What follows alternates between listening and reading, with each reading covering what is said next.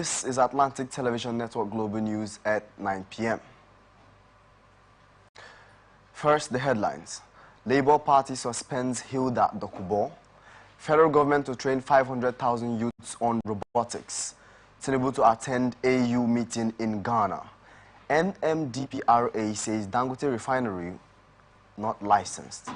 President Ruto names new cabinet. B. Lord released days after arrest. Alvaro Morata signs for AC Milan.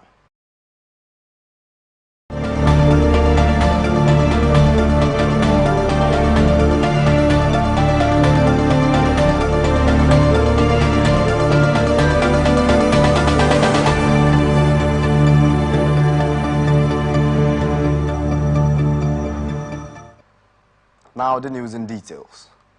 Labour Party chairman in River State, Hilda Dokubo, has been suspended as a member of the party in her ward, Asari Toru local government area of the state. The suspension leader, Osaki Depriye, and the publicity secretary, Osaki Dokubo. According to reports, the 54-year-old actress was suspended after the party's ward executive committee held an emergency meeting on July 15th. Dokubo was said to have been accused of financial misconduct, abuse of office, and breach of party regulations, among other, national, to carry out its activities in line with the interest of the people in the Constitution. Speaking with Atlantic Television Network program, Open Conversation, a political analyst, Ugochukwu Ifeanyi, tasked the All Progressives Congress on the need for constitutionalism in its affairs without political sentiments. Any man that has an offense, even when the Constitution of Nigeria says, even when you apprehend the person is termed innocent until proven guilty by a court of competent jurisdiction. So in terms of political party play, the APC national goofed. Of course, you know that there is a faction because Emeka Beke has not stepped down his pursuit to reclaim his seat. Antonio Kocha, having come from the federal, is also now playing to the hands of PDP, in the PDP Nyesom Wike led group in This is coming as the River State High Court in Port Harcourt has reserved judgment on a suit filed by elected state, local governments and ward executives of All Progressives Congress. Court of Appeal has struck out suits instituted by an elder statesman, Anab Sarah Egbe and co. on the defection of the 27 lawmakers in River State.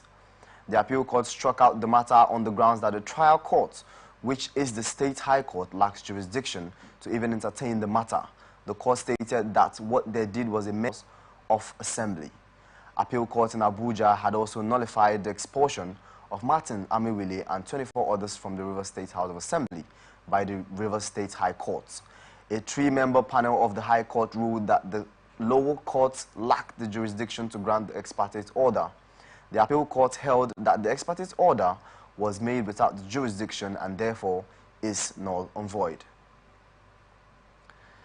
River State High Court in Port Harcourt had reserved judgment on a suit filed by sacked elected state, local governments and ward executives of the All Progressives Congress in the state under the leadership of Chief Emeka Beke against the party's national executive and the seven-man caretaker committee in the state led by Chief Tony Okocha. Other defendants in the suit filed by Sam Etetegun for himself and all elected executive members of the APC, the Inspector General of the Police, Nigerian Police Force, and the Independent National Electoral Commission, Etetegun, Bnate Ezemoye, and Ezekiel Ubom, for themselves and on behalf of the elected executives of the APC,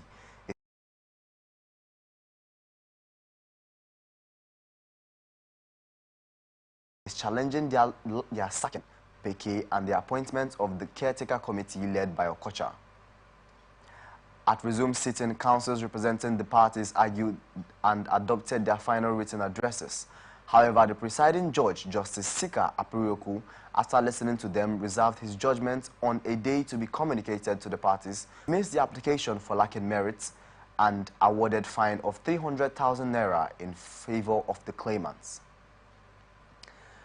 The National Drug Law Enforcement Agency says its operatives have intercepted another batch of 7 containers bearing 1,229,400 bottles of codeine syrup, worth over 9,835,200,000 naira at the Onne ports. The statement by Chief Baba Femi, Director of Media and Advocacy, said the latest seizure is the 4th and the last set of such consignments that have been under the watch list of the agency's Maritime Special Operations Unit targeting team, which worked in partnership with the Port Harcourt Port Command of the agency and under security agencies. A breakdown of the shipments that made from India via the Maersk Vigo vessel shows that the container marked SEKU 643941 has 875 cartons with 175,000 bottles of codeine weighing 26,250 kilograms. It would be recalled that 3 weeks ago, NDLEA operatives seized 6,000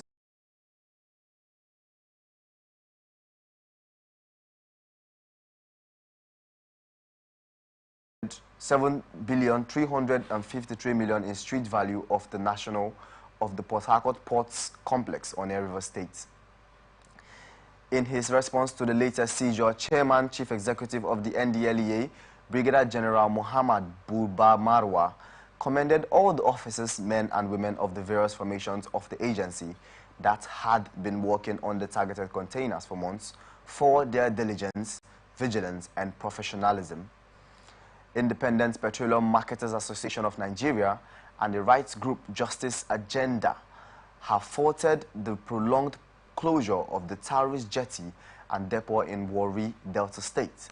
Nigerian midstream and downstream regulatory authorities sealed the facilities in January while investigating the discharge of over 9.8 million liters of water instead of PMS shipped through empty Austria vessel.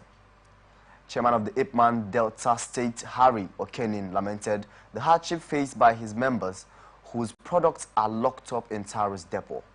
He said it was unfair to subject the depot and its members to unquantifiable losses over a matter they know nothing about. Executive Director and depot is not only hurting businesses, but also sending a wrong signal to investors. He urged NMDRA to quickly conclude its investigation and make its findings known instead of ruining businesses and keeping stakeholders in the dark. In swift response to the Chief of Defense Staff directive to curb illegal oil refining in the Niger Delta, the Joint Task Force South-South Operation Delta State, led by Rear Admiral John Okeke, has commenced a tour of identified flashpoints. Rear Admiral Okeke and his team raided communities in Umori, Abia, and River State, uncovering large-scale illegal refining activities following intelligence reports. Okeke explained to the journalists that the areas mapped out for visitation and sensitization are hubs for illegal refining. JTF Commander South-South, who also visited communities around Oyigbo local government area, where the scenario is familiar, noted that most of the hubs used for illegal refining activities have proximity to pipeline crossings and flow stations. He further expressed confidence that the military would meet the 2-week deadline given by the Chief of Defense Staff. On Wednesday, the Chief of Defense Staff held a crucial meeting with divisional commanders and other security agencies, issuing a 2-week deadline to improve oil production by eliminating illegal refining activities in the Niger Delta. This directive came from President Bola Tinubu to the service chiefs.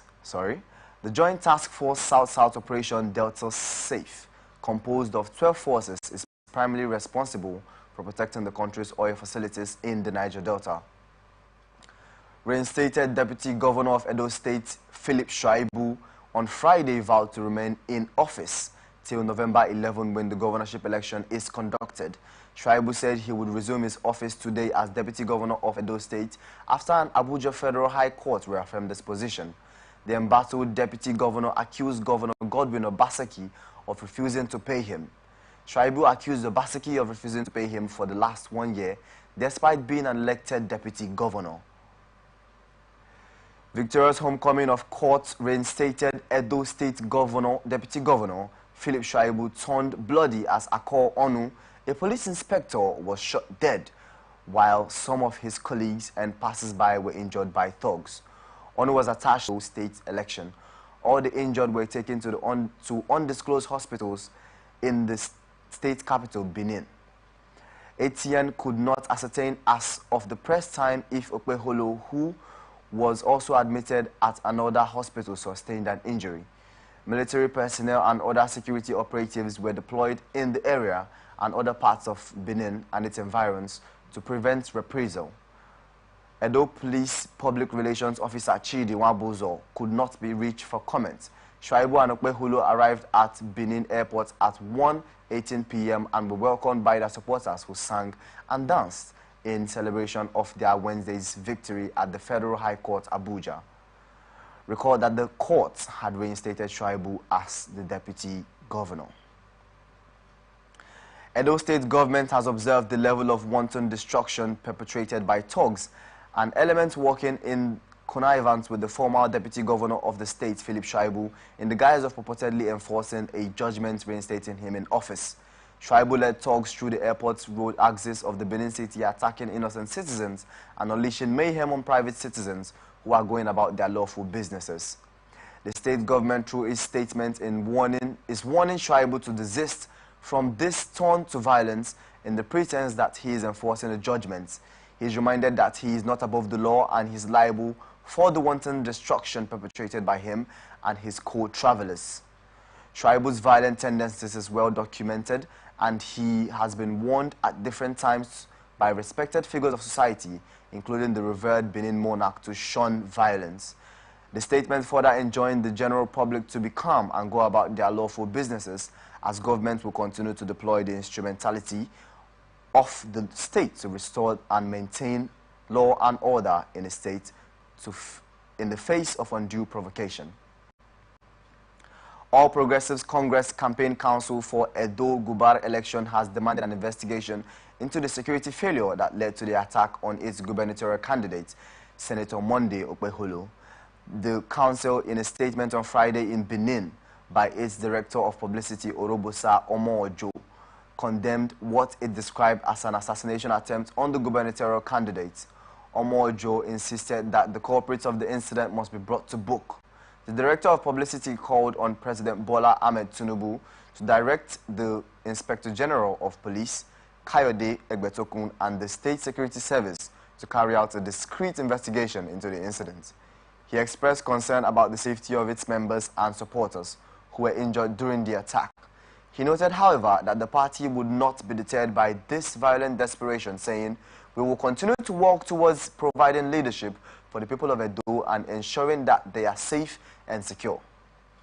He noted that Okpeholo's procession from the airport to the APC secretariat would have been conducted peacefully without any problems if the gunmen had not decided to ambush the candidates and his supporters at the Benin airport exit. Immediate past president of the Nigerian Bar Association and governorship candidate of the Labour Party in Edo State, Olumide Anthony Akpata, on Friday escaped being disqualified from the governorship race by the Federal High Court in Abuja. A suit seeking his disqualification from the September 21 gubernatorial election was dismissed by Justice Obiora Agwatu for being incurably incompetent and lacking in merit. This is the second time such a suit seeking termination of his governorship ambition would be thrown out. Justice Agwatu, in his judgment in a suit, held that the case was instituted outside the 14 days prescribed by the Section 285 of the 1999 Constitution. Another Labour Party governorship aspirant, Kenneth Imasuagbon, filed the suit wherein he prayed the court to nullify the candidacy of Akpata alongside his running mate, Oluyinka Faith Alufohia, on various grounds. Amongst others, Imasuagbon alleged that both the governorship candidate and the running mate supplied false information in their Form EC9 to the Independent National Electoral Commission, INEC, to secure clearance for the election. In his judgment, Justice Egwatu held that the cause of action for Imasuagbon arose on March 24, when the names of Akpata and his running mate were submitted by the Labour Party to INEC. The judge held that Imasuagbon, who filed the suit on April 12, did so outside the 14 days stipulated by law. Specifically, Justice Iguato said the suit was instituted exactly 19 days when the cause of action arose, thereby rendering the suit statute barred. He subsequently dismissed the suit on the ground that it could no longer be entertained by the courts. The judge did not award any costs of the parties. Akwa Ibom State government says it has received a total of 24,000 bags of 25 kilograms rice donated to the state by the federal government as a part of efforts to cushion the current food crisis in the country. It disclosed that another 24,000 bags of the 25 kg rice has been added to the federal government's donation to increase the quantity to 48,000 bags of rice to ensure that more families benefit from the intervention. Commissioner for the Information, Ini Imemebong, who disclosed these in a statement made available to newsmen on Friday, explained that the date for the distribution of the bags of rice at each local government council headquarters will be announced soon. Imemebong stated that the government of Akwa Ibom State has acknowledged receipts of 24,000 bags of 25 kilograms of rice donated by the federal government as a part of their efforts to cushion the current food crisis in the country. State Governor Pastor Omo Eno expressed his appreciation to the federal government for being caring and responsive at this very critical time, which is indicative that the apex government is tuned with the current struggles facing our citizens. Governor Basi Otu of the Cross River State has acknowledged the potential benefits of the Ugoja State if it materializes. He has advised that the processes for its actualization be pursued without rancor and acrimony. The governor spoke while he played host to the leaders of Abi and Yukuru, local government areas of the state who visited him to affirm their enduring allegiance and that they elect to remain an integral part of Cross River State should Ugoja State materialize. The governor, however, expressed skepticism regarding the feasibility of creating the amplified Ugoja State out of the present Cross River State. But he has advocated for a peaceful and orderly pursuit of the people's aspirations to have another state given the vastness of the present Cross River State. Otu assured of the security of lives and properties regardless of any outcomes related to the creation of the state. The governor underscored the alienable right of the Abi and Yukuru people to self-determination, affirming their sovereign prerogative to elect their desired state affiliation. First Lady Oluremi Tinubu has emphasized the importance of collaborations across sectors and borders in driving innovation and improving patient outcomes in the healthcare sector. Speaking at the commissioning of the Diamond Health Center in Lekki, Lagos State, Tinubu noted that collaborations between the government, private sector and healthcare professionals are necessary to achieve meaningful progress in healthcare.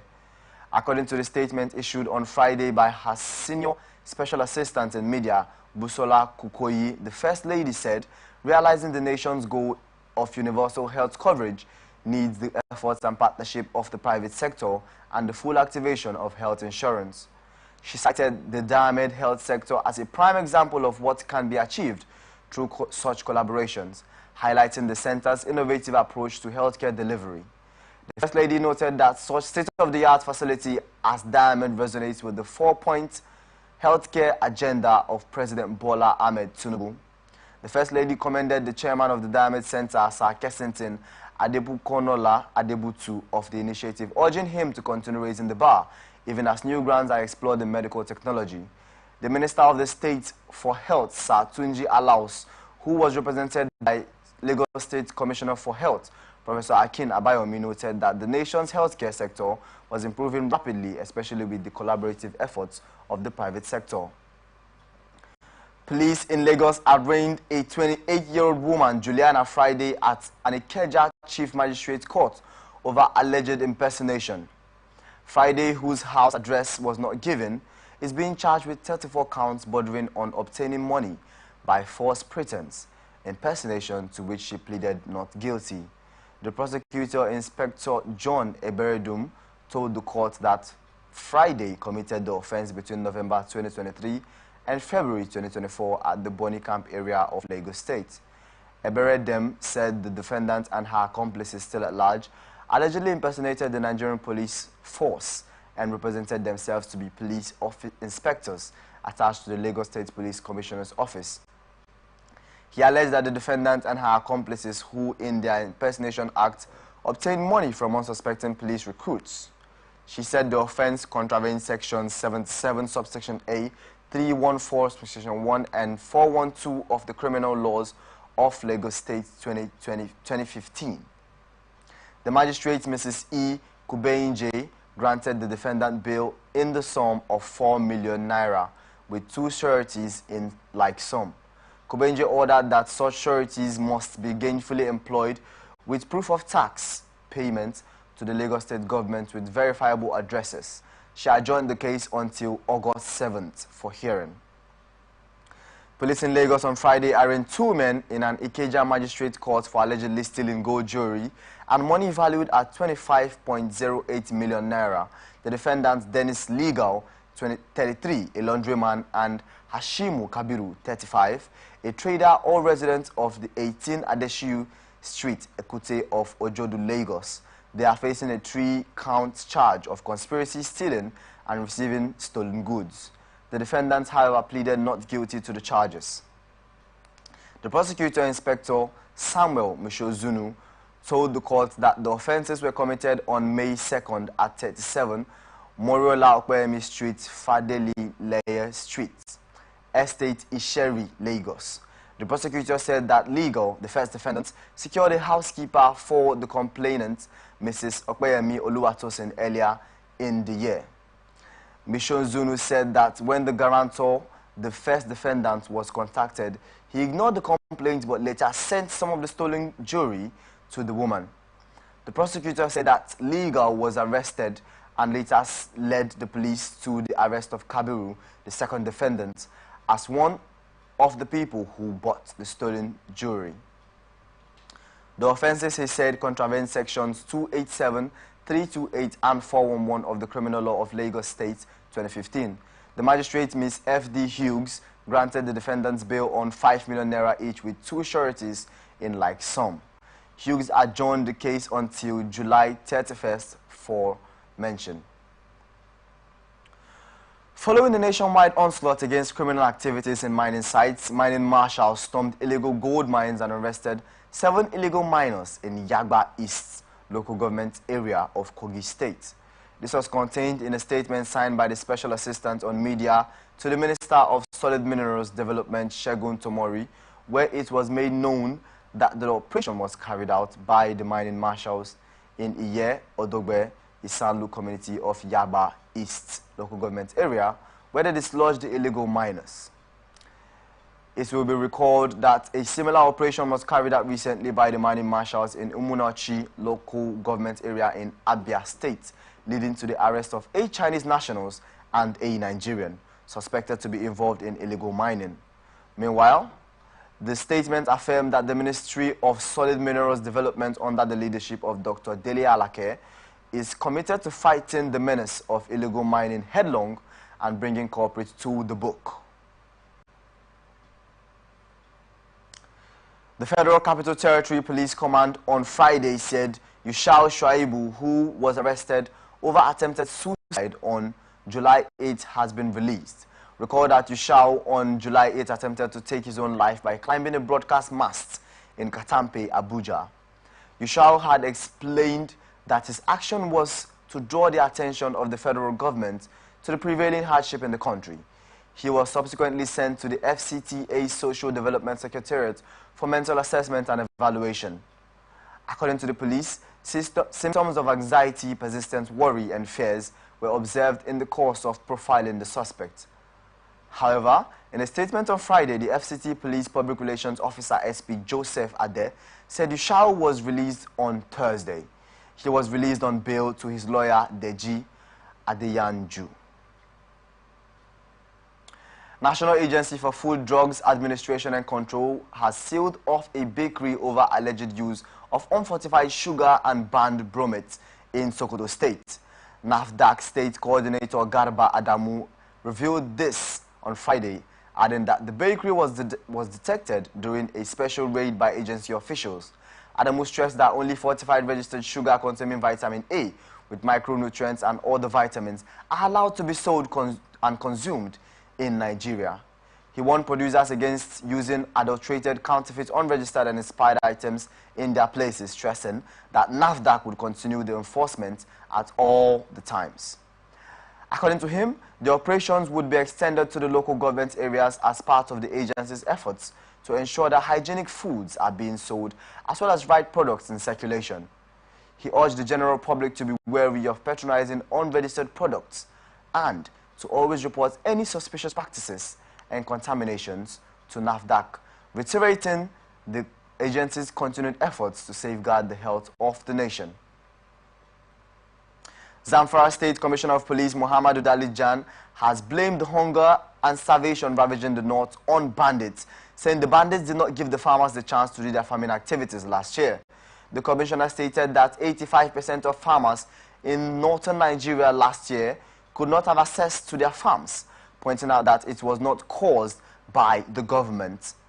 Dalijan further explained that there is hope this year as more than 87% of the farmers have returned to their farms due to improved security situations, saying that many of the bandits want to repent and drop their banditry activities. He stated this when he held talks with stakeholders at the police command headquarters in Gusau, the state capital, aimed at persuading them to stop the planned protests against hunger in the country. The state police boss admitted that Zamfara residents are suffering from bandit attacks, saying that if any form of protest is allowed, it could worsen the insecurity situation in the state, which was why he convened the stakeholders to discuss with those concerned to shelve their idea. Speaking, the state chairman of the Nigerian Labour Congress, NLC, Sani Lalilu, remained the CP that everyone knows that the situation is bad in Nigeria, which calls for urgent measures to tackle it to ameliorate the sufferings of Nigerians. He stressed that the commissioner called for stronger collaboration between the civil populace and security agencies in tackling the lingering security challenges ravaging Zamfara State. You are watching the Global News on Atlantic Television Network. We will be back after this break.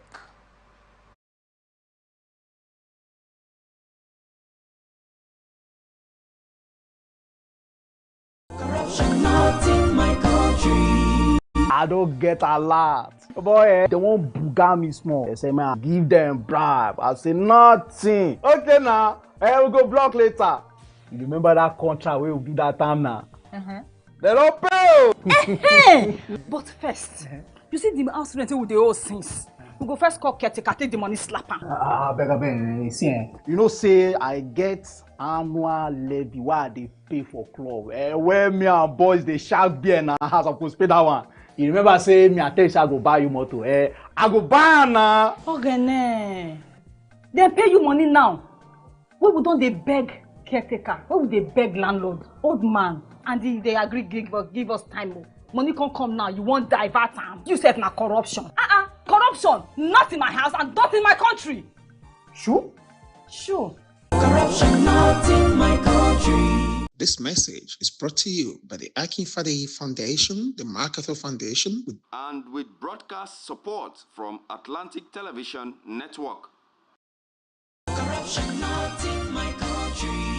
Kasali, I hope so my car don't ready. I get interview in 30 minutes. Okay, you don't ready. I just the last minute instruction where you give me yesterday. Now in the cause more delay. Which instruction?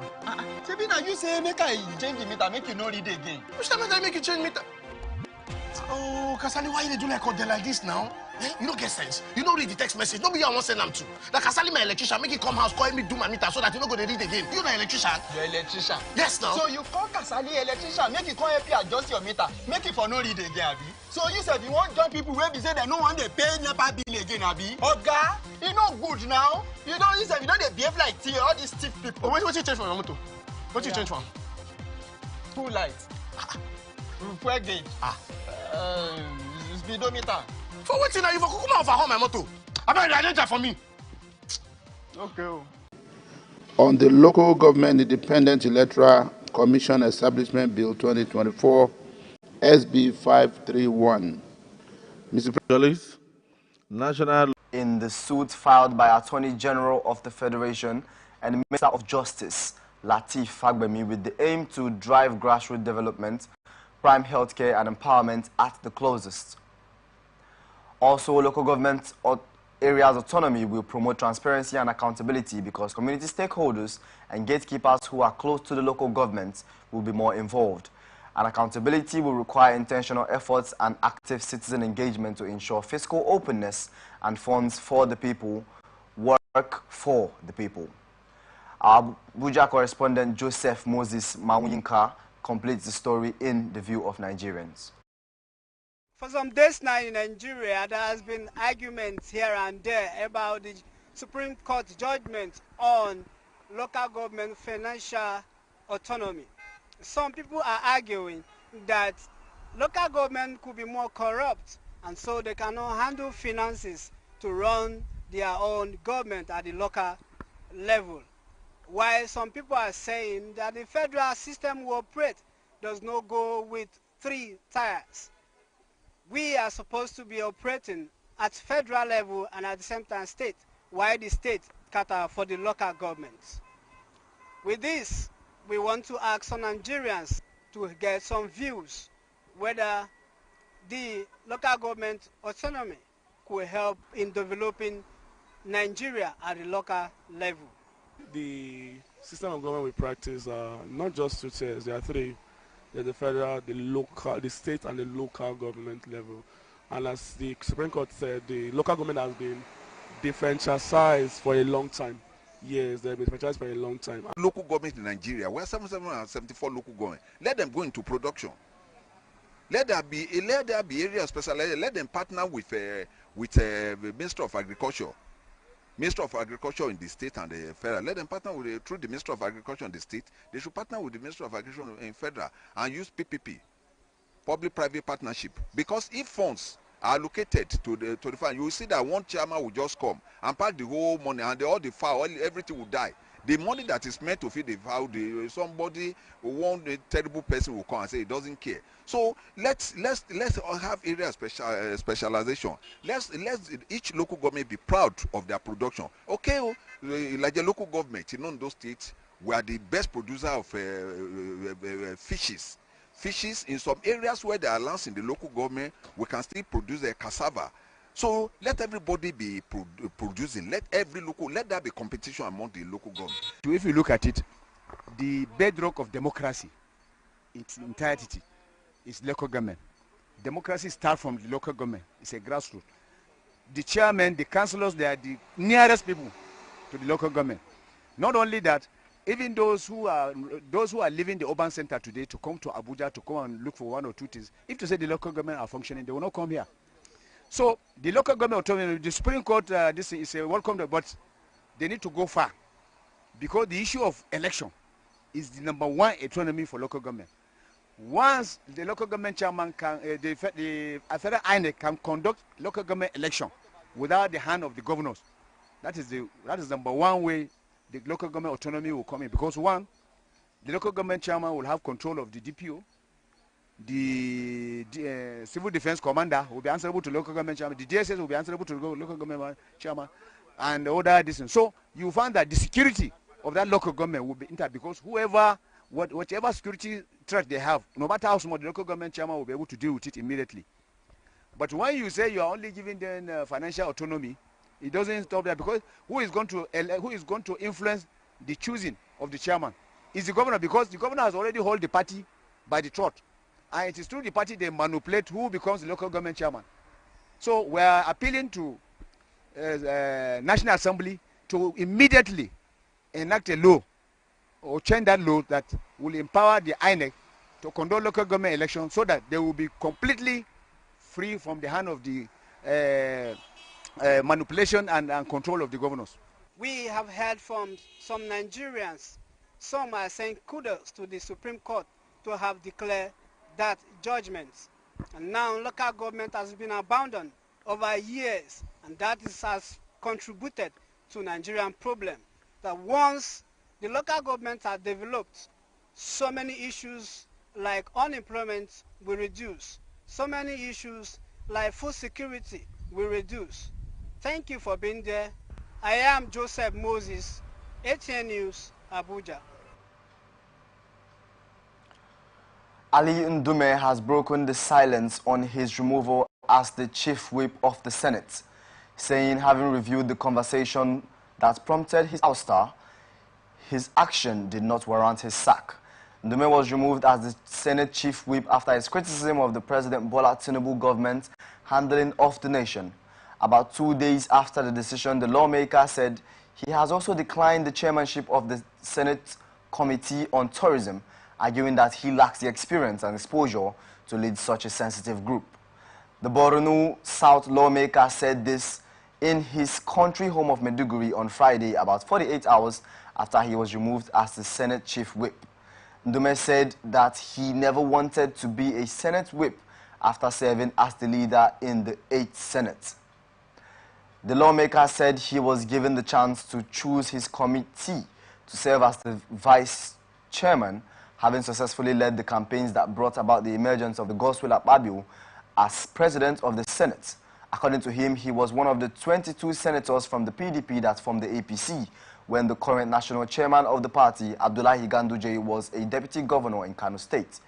He, however, stated that when former President Muhammadu Buhari, in the company of President Bola Tinubu, ordered him to sign a document to join APC at the Imo House in Abuja, he informed his people before going public. As such, he would consult his people before deciding on whether to leave the APC or not. Deputy spokesman of the House of Representatives, Philip Agbese, has said that the 6.2 trillion 2024 supplementary budget transmitted to the National Assembly on Wednesday by President Bola Tinubu is targeted at critical infrastructure including education, healthcare, and amongst others. Agbese, who stated this in an interview with journalists in Abuja on Friday, also pledged that the readiness of the Parliament to subject the supplementary budget to a thorough and rigorous review. Agbese, who represents Ado Ogbadigbo Okoku Federal Constituency of Benue State, assured that the legislative body will engage with stakeholders, conduct public hearings, and scrutinize the executive bill to ensure that it serves the best interests of Nigerians. He assured that the House would not rush the process, but would take the time necessary to ensure that the supplementary budget is passed with the necessary scrutiny and legislative inputs. The lawmaker acknowledged that the chairman of the House Committee of Appropriations, Abubakar Bichi, for changing the dynamic of the country's budgetary process, saying his commitment to transparency and accountability has been exemplary, and his leadership has assured that the committee is working diligently to scrutinize the budget's proposal. Analysts have tasked the federal government on the need to ensure that the country's refineries are up and working as the 70,000 naira minimum wage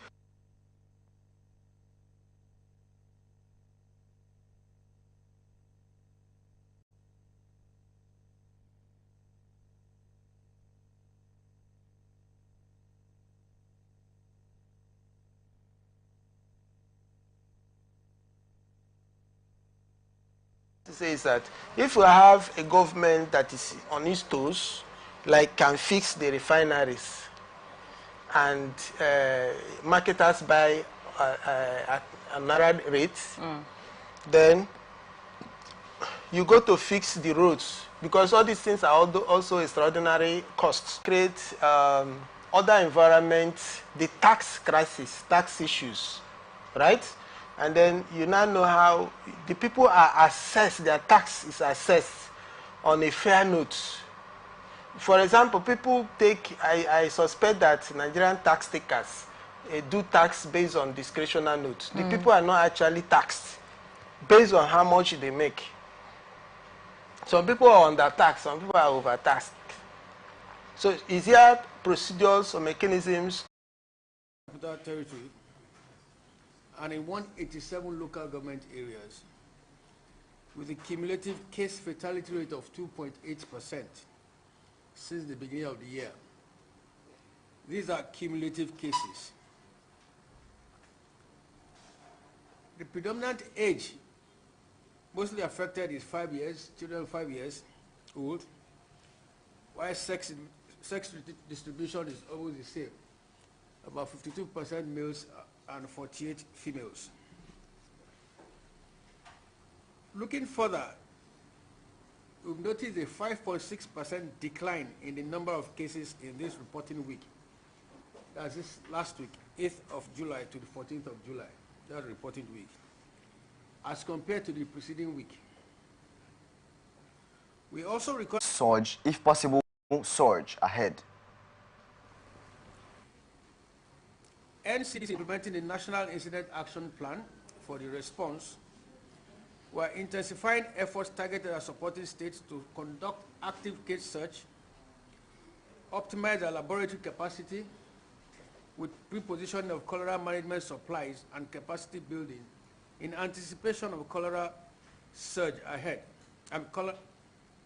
in anticipation of possible surge ahead.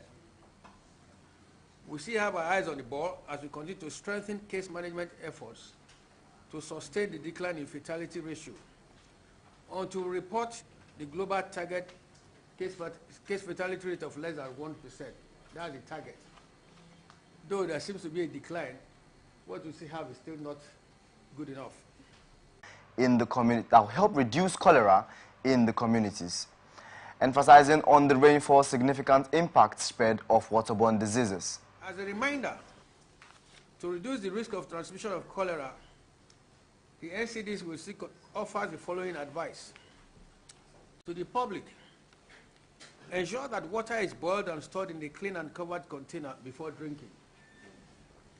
Practice proper hand hygiene by washing your hands frequently with soap and water, under clean running water.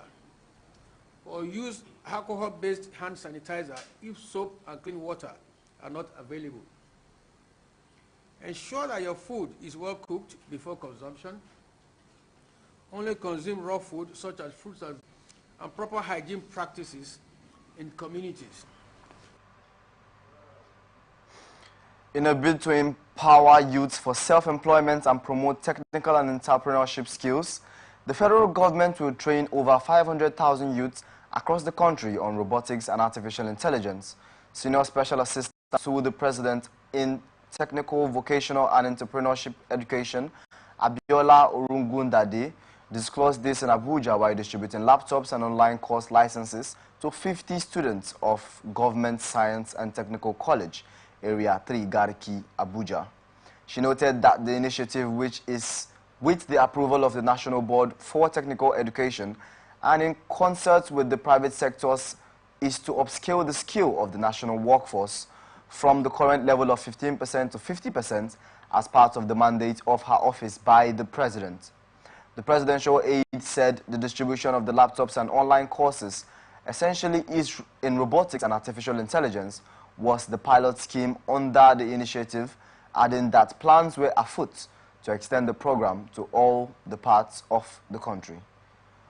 Under the scheme, Orungundade said the students were expected to learn the basic skills of artificial intelligence and robotics online for 6 months.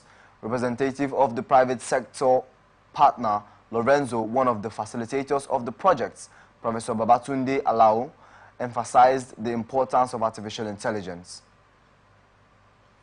Federal government has reiterated its commitment to implement a comprehensive range of targeted youth employment programs to tackle unemployment in the country.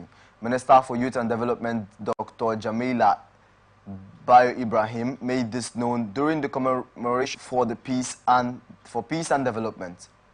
The minister revealed that the government has put in place programs that are specifically designed to address the present issues of unemployment and as well bridge the significant employment gap amongst our rapid growing youth population.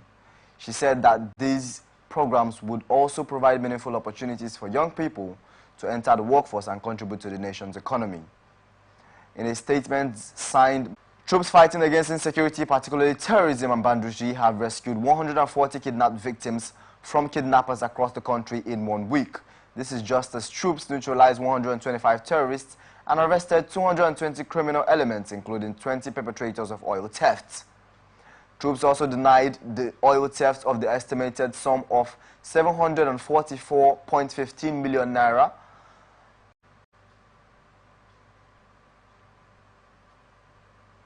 Director of Defense Media Operations Major General Edward Buba, while making this known on Friday, said troops recovered 120 assorted weapons and 1,793 assorted ammunition comprising 56 AK-47 rifles, 26 locally fabricated guns, 22 Dane guns, 1 SMG rifle, 7 pump-action guns, 1 fabricated Beretta pistol, 7 locally made guns, 5 X60mm mortar bomb, unexploded ordnances, and 2 small rubber gum powder.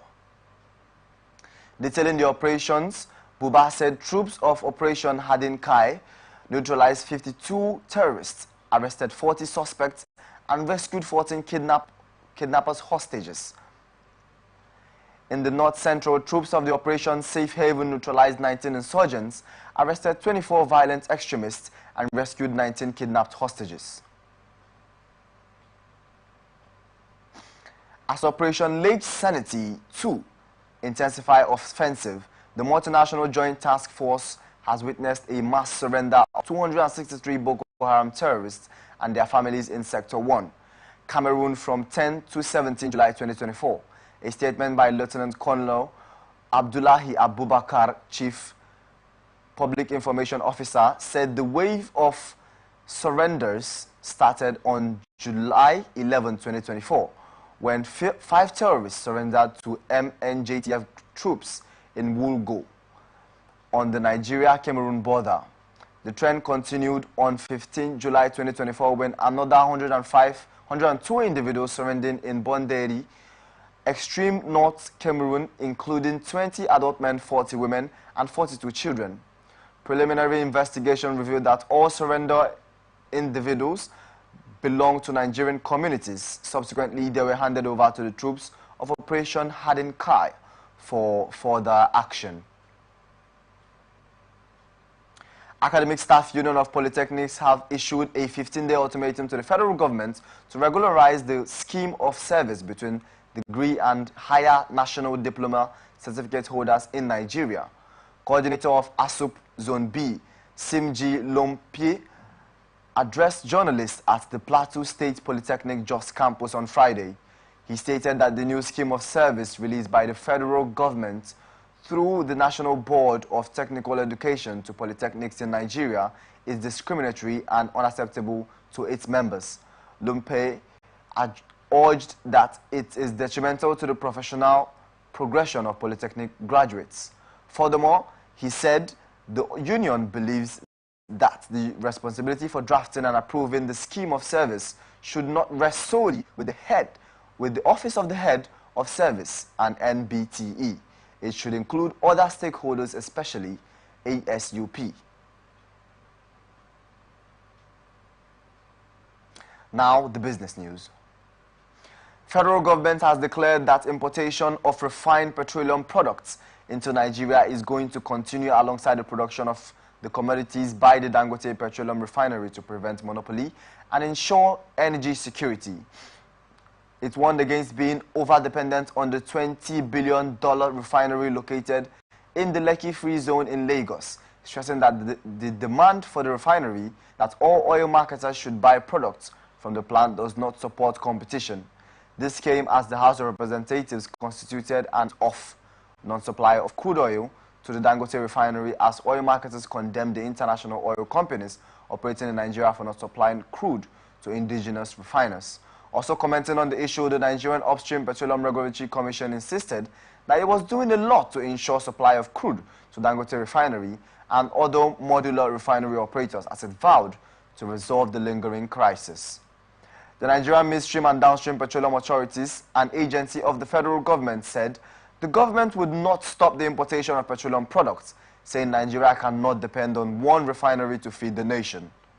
Chief Executive of NMDPRA, Farouk Ahmed, stated this in Port Harcourt while addressing newsmen, as the video of his address was made available to one of our correspondents.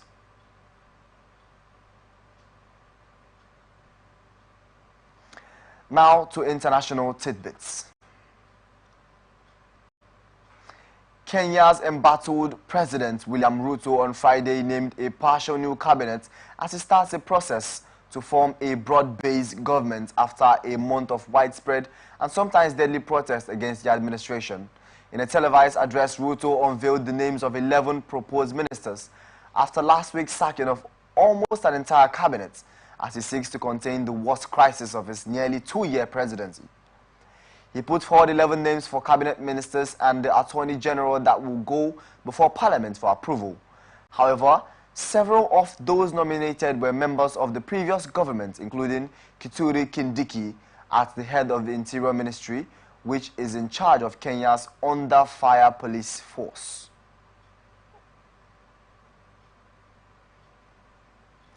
And now on to entertainment news.